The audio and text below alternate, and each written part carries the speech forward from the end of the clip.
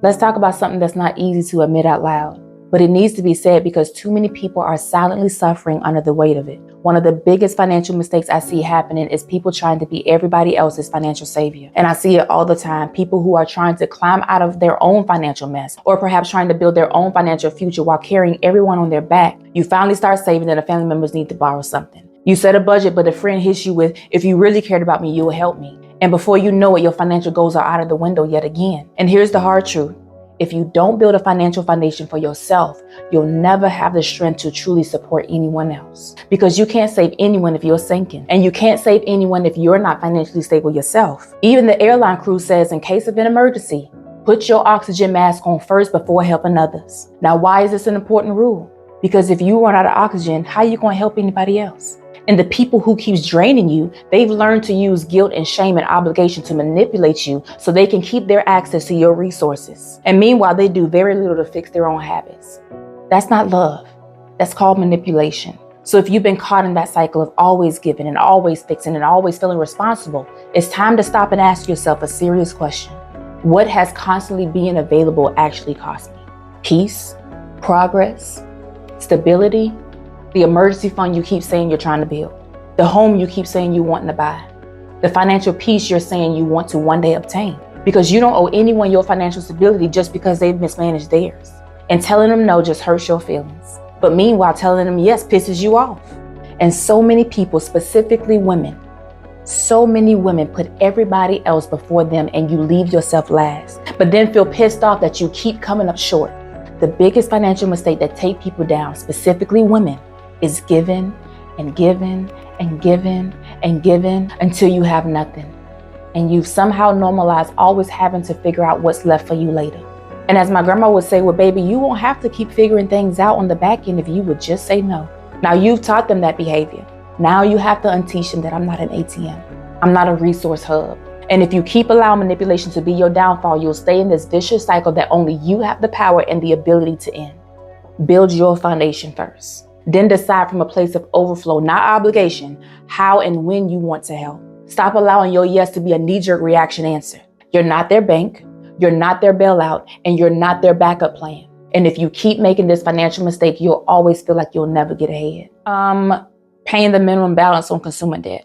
Consumer debt, especially credit cards, are structured to keep you paying interest for years if you only pay the minimum. Now you make small payments, but the balance barely shrinks and the interest just keeps piling up. So if you keep paying just the minimum, you're not getting ahead because your minimum payment mostly covers interest, not the actual amount of money you borrow. So in a sense, you're renting debt and paying a lot to do it. Let me explain it this way. Let's say you owe about $5,000 on a credit card. And the interest rate is 25%, and your minimum payment is $154.17. If you only pay the minimum payment, it will take you nearly 5 years to pay it off, and you'll pay over $3,400 in interest, and that $5,000 ends up costing you over $8,000.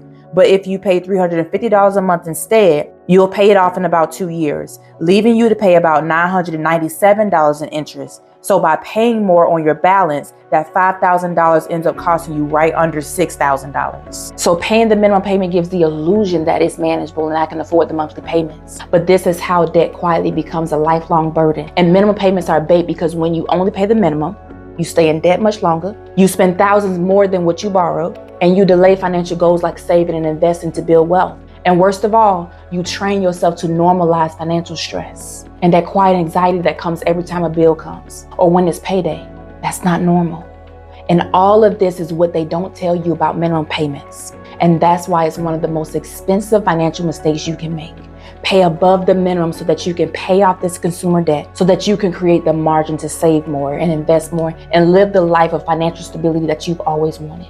Keeping everything in cash means holding most of all of your money in a checking account, a savings account, or keeping it as physical currency rather than investing it. And the main risk of keeping all your money in cash is inflation, the gradual increase in goods and services over time. Because when inflation rises, the purchasing power of your cash decreases. Let's say, for example, you have about $10,000 under your mattress, or perhaps you have it in a safe at your house, or perhaps you have it in a savings account and it's been there since about 2020.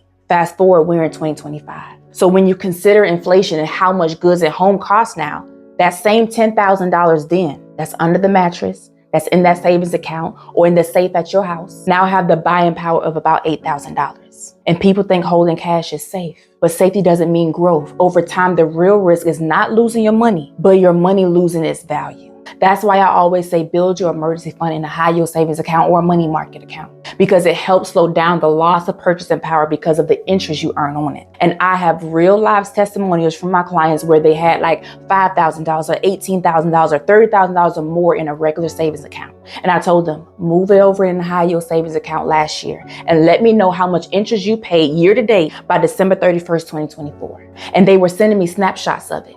And I said, so imagine if your money would have stayed in that regular savings account over there. You would have probably closed the year ending at about $5 being paid to you in interest. So by your money just sitting there, it grew and your money didn't lose value. And that's the biggest financial mistakes that happens usually within the age group of about 40 to 65 that I've experienced, because that's all they know is a savings account or keep their money at home in a safe or under the mattress. So moving it sounds very scary to them, because how you saving what? Money market who?